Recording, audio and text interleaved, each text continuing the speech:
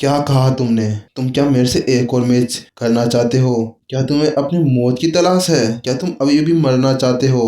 ये देखते हुए कि सामने वाले ने अभी एक मैच जीता और उसका घमंड इतना ज्यादा बढ़ गया कि वो फिर से मेरे को चुनौती देने चला।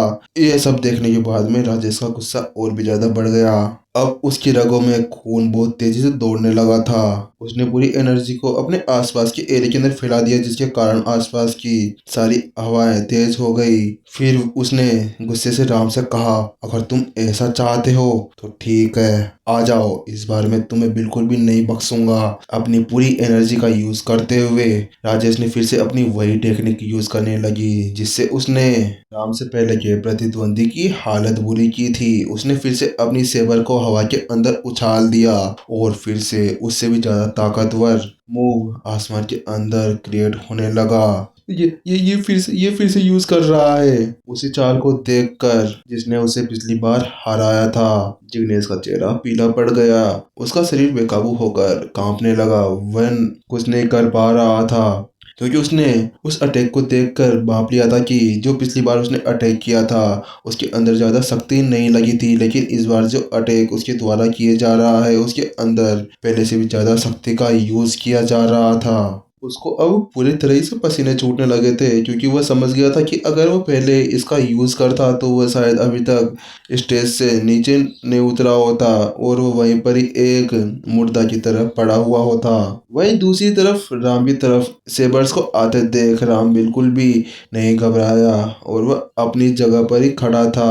उसकी आंखें अचानक से चमक उठी, क्योंकि उसने पहले ही राजेश के उन सभी इसको देख लिया था जो अभी उसने वापस से यूज किया। फिर उसने तुरंत से वापस से प्रिंसिपल नितिन की सिखाई गई शिक्षाओं को याद करना शुरू कर दिया। नितिन ने बताया था कि अगर किसी भी टेक्निक को देखा जाए तो उसके अंदर एक ना एक गलती जरूर छुपी हुई होती है। उसने मन ही मन में सोचा, अगर मैंने इसके अंदर की एक भी खामी निकाल ली और उसका यूज करते हुए उसकी सेबर आर्ट के ऊपर अटैक किया तो मैं शायद उसको रोकने में कामयाब हो पाऊंगा। राम ने फिर उसकी सेबर आर्ट में कमी ढूंढने के बाद में उसने एक छलांग लगाई और सांपों की तरह उसने अपने भाले को चलाना शुरू कर दिया।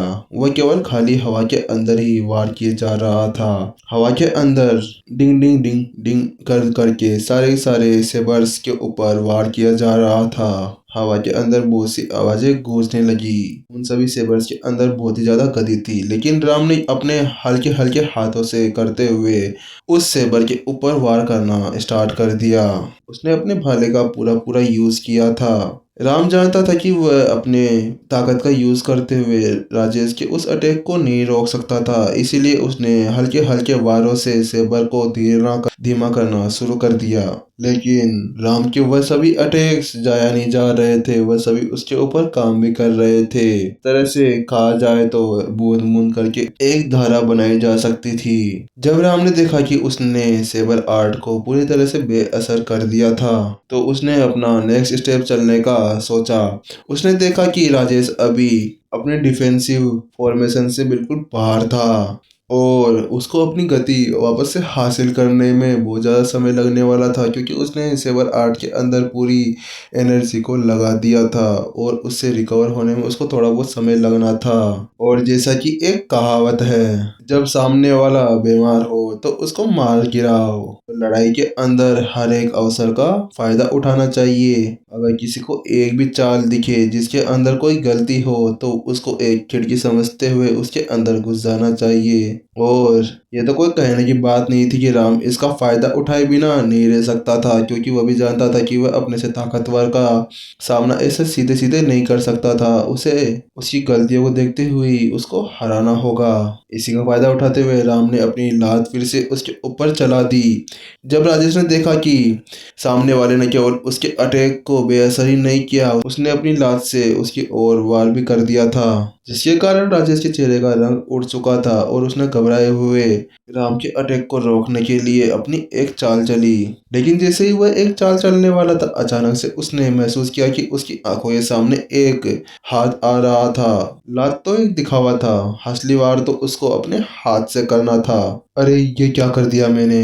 राजेश को अब महसूस हो रहा था कि किक से बचने के लिए उसने अपने चेहरे को पूरी तरह से खुला छोड़ दिया था और धड़ाम से एक हथेली आकर उसके चेहरे पर लगी, जिसके बल के कारण वह पीछे की तरफ खिसक गया और लुढ़कते हुए स्टेज पे जा पड़ा। इस बार की पाम स्ट्राइक के अंदर राम ने पूरी की पूरी ताकत लगा दी थी। भले ही राजेश की और राम की ताकत बराबर थी, लेकिन राजेश राम से ज्यादा शक्तिशाली था और दोनों लेवल 5 के एक लड़ाकू थे। इसके कारण राजेश के ऊपर उसका ज्यादा असर तो नहीं हुआ, लेकिन उस अटैक के कारण राजेश के मुंह से बहुत सारा खून निकला और उसके साथ में उसके कई दांत भी टूटकर बाहर निकल आए और उसका शरीर बेकाबू होकर जमीन पर गिर गया। मैं जीत गया, यह देख कर कि उसने फिर से राजेश को हरा दिया। राम की आंखें उत्साह से चमक उठी। भले ही राम ने नितिन की शिक्षाओं को पूरी तरह से याद कर लिया था, लेकिन उसने कभी भी अपनी उन शिक्षाओं का यूज एक लड़ाई के अंदर नहीं किया था, इसीलिए उसे अपनी शक्तियों के बारे में पता नहीं था। और जब उसने राजेश के खिलाफ उन सभी चालों का यूज किया तो उसे पता चला कि वह सभी चालें कितनी ज्यादा काम की थी और उसे अपने अंदर की शक्ति का भी पता चला। ये वहां पर क्या चल रहा है। यून किंग और एकान मास्टर टीचर एकेडमी के प्रिंसिपल के साथ में वहां पर खड़े हुए सभी अलग मास्टर टीचर्स और स्टूडेंट्स के भी यही हाव भाव थे। वह सभी के सभी अवाक रह गए जब उन्होंने राम के उस वार को देखा। यदि वह अभी भी उस लड़ाई को जो राम ने पहली बार लड़ी थी उसे एक भाग्य माना जाए तो दूसरी लड़ाई तो क्या माना जा सकता था। क्योंकि जब उसने दूसरे लड़ाई के लिए राजेश को चुनौती दी तो उन्हें भी ये लगा था कि राम इस बार जरूर हार जाएगा, लेकिन कौन जानता था कि राजेश इतनी बुरी तरह से घायल हो जाएगा। उन्हें समझ नहीं आ रहा था वहां पर हो क्या रहा है। क्या वह साथी होंगन मास्टर टीचर एकेडमी का सबसे ज्यादा कमजोर उम्मीदवार नहीं था। अगर वो सबसे कमजोर उम्मीदवार है और वो राजेश को इतनी आसानी से हराने में कामयाब हो पाया तो फिर सबसे ज्यादा ताकतवर उम्मीदवार कितना ज्यादा शक्तिशाली होगा। वास्तव में हम सभी में से कोई भी इसके बारे में नहीं सोच सकता। इसे उन सभी को विश्वास भी नहीं हो रहा था, क्योंकि कुछ समय पहले जो शक्ति प्रदर्शन कंपटीशन हुआ था उसके अंदर उन्होंने देख लिया था कि होंगन मास्टर टीचर एकेडमी के सभी स्टूडेंट्स बिल्कुल कमजोर थे और उन्हें नहीं लगा था कि वह इस सभी स्लॉट्स के अंदर से कुछ स्लॉट्स भी हासिल कर पाएंगे। उन्हें ये समझ नहीं आ रहा था कि भाई अचानक से इनके अंदर इतनी ज्यादा शक्ति कैसे आ गई।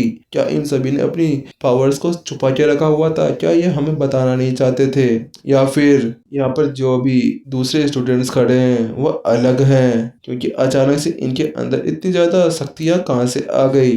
क्योंकि उन सभी की कल्पना भी सही थी, क्योंकि राजेश और रमेश की ताकत देव और राम से बहुत ही ज्यादा थी, लेकिन फिर भी राम और देव उनसे आसानी से जीत हासिल करने में कामयाब हो गए, इसीलिए उनको कुछ भी भरोसा नहीं हो रहा था। अपने सदमे से उभरते हुए कॉम्बैट मास्टर प्रीतम ने कहा, राम तुम भी अब सिलेक्ट हो गए हो। क्या मैं सिलेक्ट हो गया, ठीक है।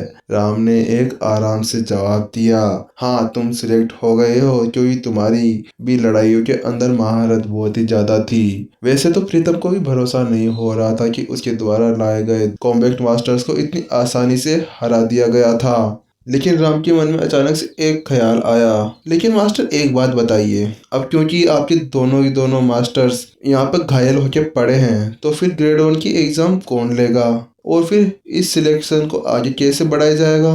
राम की बातें भी सही थी, क्योंकि कॉम्बैट मास्टर प्रीतम अपने साथ में केवल 13 ही कॉम्बैट मास्टर्स को लेकर आया था, क्योंकि उसे तो ये लगा था कि सभी के लिए केवल दो दो ही काफी होंगे, क्योंकि हर ग्रेड के लिए वह 2 कॉम्बैट मास्टर्स को अपने साथ में लाया था।